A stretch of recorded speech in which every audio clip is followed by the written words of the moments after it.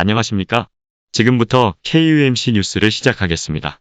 노르웨이 정부도 코로나19 규제를 해제했습니다. 이유는 현재의 코로나도 독감과 비슷한 수준이라는 것입니다. 자세한 것은 이승주 기자가 전합니다. 노르웨이가 25일 코로나19과 관련한 대부분의 규제를 해제하고 원래의 일상으로 돌아갔습니다. 에르나 솔베르그 노르웨이 총리는 전날 기자회견에서 평화 시기 노르웨이에서 있었던 가장 힘든 조치를 도입한 지 561일 됐다면서 이제 일상생활로 돌아갈 때가 왔다고 밝혔습니다. 현지 보건당국자들은 코로나19를 독감과 같은 계절성 호흡기 질환의 하나로 간주할 수 있다는 견해를 밝혔습니다. 노르웨이 공중보건연구소 NIPH의 기에르 부크홀름 부소장은 현지 언론 VG와 인터뷰에서 일반적으로 코로나19는 위험한 질병으로 분류돼 있지만 곧 변경될 수 있다며 백신 접종으로 대부분 사람들이 위험한 상황으로부터 보호받을 수 있다는 점을 근거로 들었습니다. 노르웨이는 더 이상 기업의 사회적 거리두기 조치 시행을 요구하지 않습니다. 또한 경기장, 체육관, 공연장 등 문화 여가시설과 카페, 음식점 등은 최대 수용인원 입장이 허용됩니다.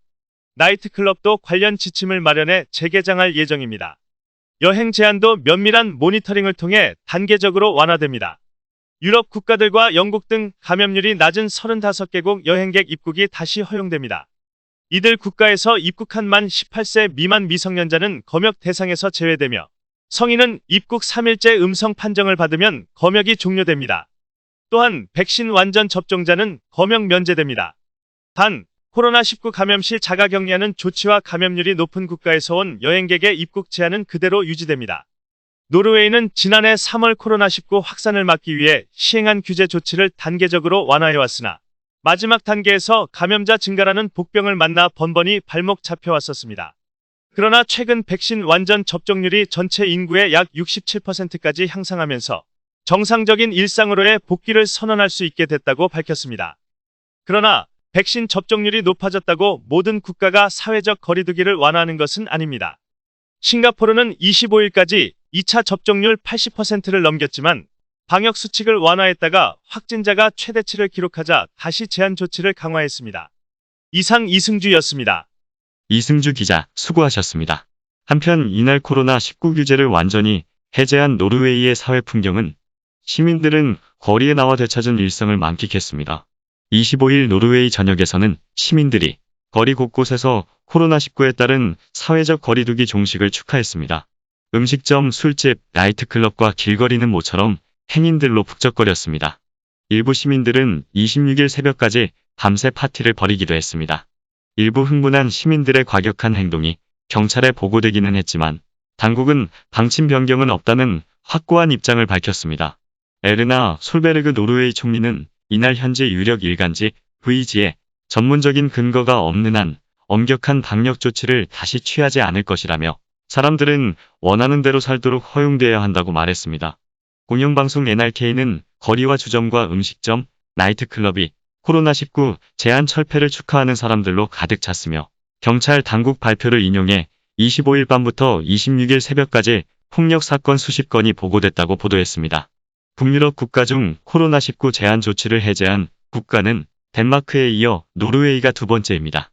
인근 스웨덴도 29일부터 대부분의 코로나19 제한 조치를 해제할 예정입니다. 솔베르그 총리는 코로나19 제한 해제에 대해 노르웨이 보건 전문가들이 이 결정을 지지했다며 사회 재개의 정당성을 강조했습니다. 최근 유럽에서는 코로나19 규제에 따른 사회적 부담이 높아지자 위드 코로나를 선언하며 제한을 푸는 국가가 늘고 있습니다.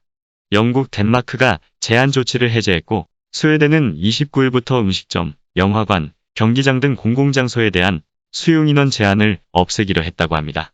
이제는 한풀 꺾인 코로나 전염 상태와 사망자 수가 대폭 줄어들고 있습니다. 여러분, 이럴 때 더욱 조심하셔서 건강한 삶을 살아가야겠습니다. 다음 뉴스입니다. 개빈 뉴섬 캘리포니아 주지사는 월요일에 캘리포니아에서 우편 투표를 영구화하는 법안에 서명했습니다. 이 법안은 2020년에 이 투표 방법이 사용되었고 이달에 개빈 뉴섬 캘리포니아 주지사 리콜 선거 동안 그대로 유지되었습니다.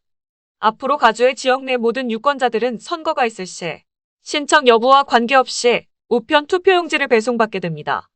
민주당 주지사는 주 전체 선거 및 지역 경선에서 모든 유권자에게 선불 반송 봉투가 포함된 투표지를 주에서 보내도록 요구하는 하원 법안 37에 서명하면서 성명을 발표했습니다.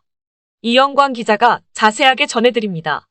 뉴섬 주지사는 미국 전역의 주들이 계속해서 비민주적인 유권자 억압법을 제정함에 따라 캘리포니아는 유권자 접근성을 높이고 투표 옵션을 확대하며 선거의 무결성과 투명성을 강화하고 있다고 말했습니다.